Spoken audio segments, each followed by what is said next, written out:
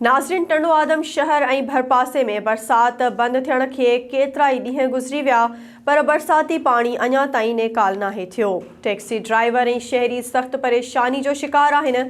उन हवाले सां पेश आहे SS न्यूज़ जे रिपोर्टर अब्दुल्ला बेहण जी हीअ रिपोर्ट।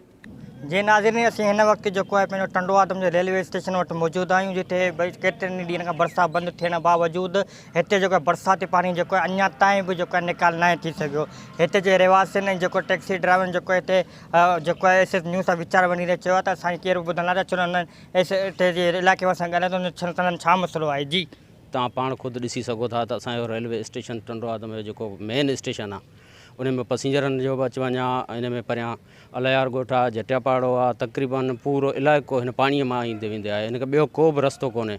उन जे बावजूदि ही रेलवे मस्जिद आहे जंहिंमें मस्जिद में गटर जो पाणी वञी रहियो आहे, पर असांजे सभु जेके बि असांजा उहिदेदार अमलदार आहिनि सभु निंड सुतल आहिनि। पाणी तव्हां ॾिसी सघो था, गुज़िरियल काफ़ी ॾींहंनि खां जेॾीमहिल बरसाति बंदि थी आहे त हीउ पाणी उते जो उते मौजूदु आहे। शहर मां काफ़ी जाइनि तां पाणी निकासी थी आहे, त असां वारे इलाइक़े मां हीउ पाणी हिननि अञा ताईं नाहे कढियो, जंहिंजे करे तमामु घणी परेशानी आहे। हीउ गस आहे जेको अलियार ॻोठ परियां जेको पाड़ान काफ़ी स्टेशन जे पोएं पासे खां उन्हनि जो हीउ मेन रोड आहे। तव्हां वीचारा मासूम ॿार बुज़ुर्ग ऐं लेडीज़ त किथां गुज़रंदी आहे जेका जंहिंखे तमामु घणी परेशानी आहे माना पाणी मां गुज़रण जी।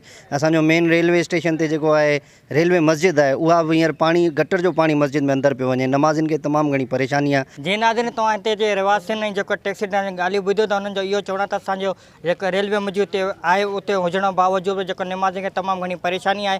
असांजी केर बि ॿुधण लाइ तयारु न आहे। हुननि मुतालबो कयो त फौरी तौर ते हितां रेलवे स्टेशन पाणी निकाल करे असांजी परेशानी खे बचायो वञे। जी नाज़रीन, वधीक ख़बरुनि अपडेट्स लाइ ॾिसंदा रहो SS न्यूज़ वेब चैनल।